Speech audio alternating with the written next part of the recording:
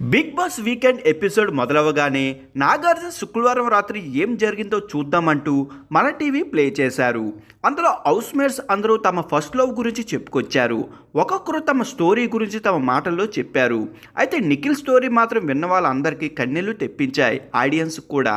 అసలు అక్కడ house mates కూడా నిఖిల్ లవరు మళ్ళీ తన దగ్గరికి రావాలని కోరుకున్నారు. నాకు తనే ఆ ఒక్కరిని తెలుగు ఇండస్ట్రీలో కాలు పెట్టేటప్పుడే తెలిసిపోయింది.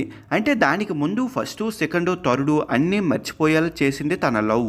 తనకి కాళ్ళు ఒకటి -7 మరొకటి -6 ఉండేవి.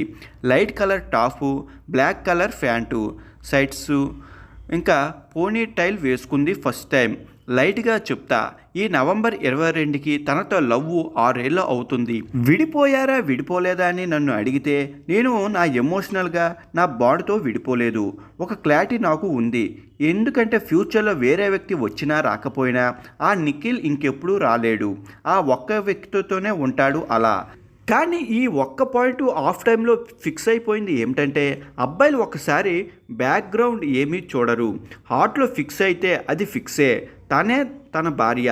ఫిక్స్ అయిపోయాం. ఏదో కొంచెం ఫ్యామిలీ అందరూ వచ్చేసరికి సెలెక్ట్ చేయడం కష్టమైపోయి సైలెంట్గా ఉన్నా, అంటే కొంచెం స్పేస్ ఇద్దాం అన్నట్టు.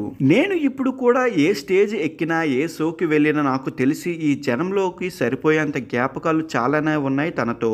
తనే ఇక లాస్ట్ కూడా, తనే ఫస్ట్. విడిపోయినప్పుడు కోపం కూడా వచ్చింది. తప్పుంది నా సైడ్ కూడా.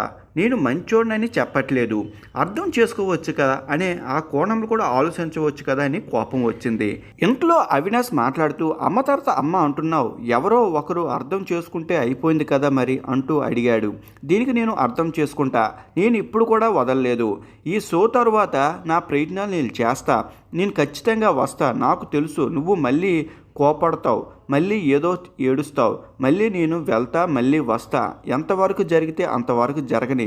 కోపడితే కోపడు, తిడితే తిట్టు, కొట్టించుకుంటా కూడా. I love you, so sorry. నేను వస్తా. ఈ షో నుంచి ఎప్పుడు బయటికి వస్తానో ఆ నెక్స్ట్ మూమెంట్ నీ ముందుకు నిల్చుంటా. ఇంకో లక్కీ విషయం ఏమిటంటే తనే నాకు ప్రపోజ్ చేసింది. ఎంత ఇష్యూ అయినా నేను ఫేస్ చేస్తా. నువ్వు నిల్చో చాలు, పక్కన మాట్లాడాల్సిన అవసరం కూడా లేదు. ఏదైనా సరే నేను చూసుకుంటా.